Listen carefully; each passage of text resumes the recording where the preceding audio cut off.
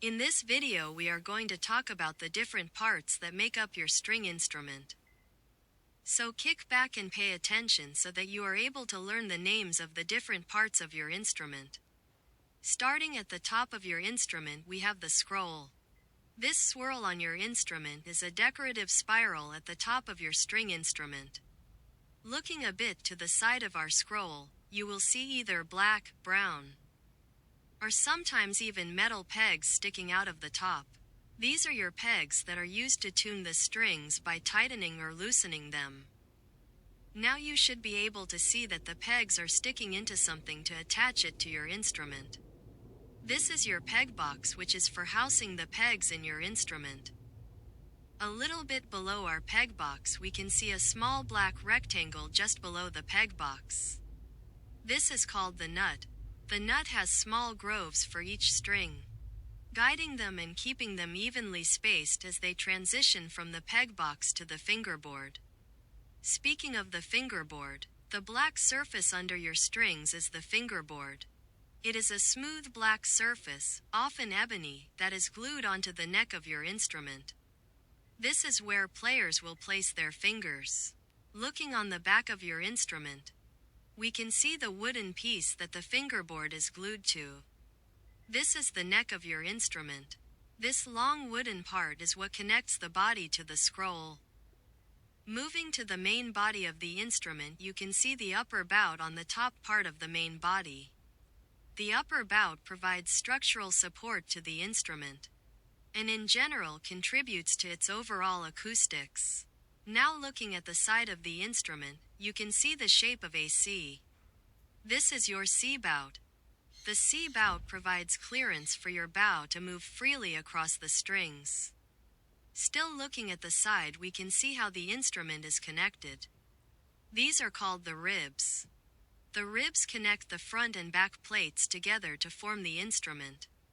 Now moving back to the front of your instrument, we can see that there are some holes in the front. These are your F-holes. These F-holes are what allows sound to come out of your instrument. If we look into our F-holes, we will be able to see a wooden stick inside. This is your sound post. The sound post transfers vibrations from the strings to the back of your instrument, allowing the entire body to resonate and produce sound. Also between the two F-holes on the front of your instrument, you should see this wooden piece standing up between the front of your instrument and your strings. This is the bridge of your instrument. This wooden piece supports the strings and transmits vibrations to the body of the instrument. It is important to note that it is not glued down, and it is supported up by the pressure of the strings. Now towards the bottom of our instrument, we can see this black piece. This is the tail piece of your instrument.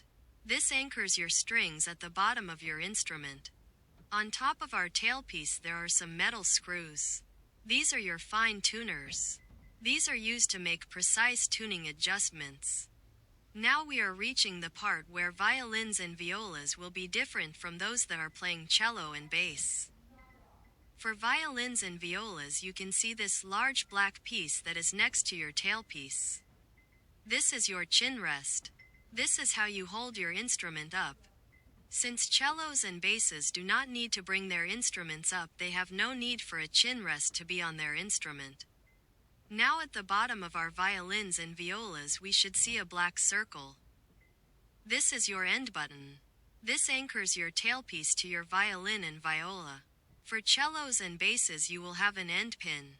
The end pin allows the instrument to rest securely on the floor, helping to stabilize it during playing.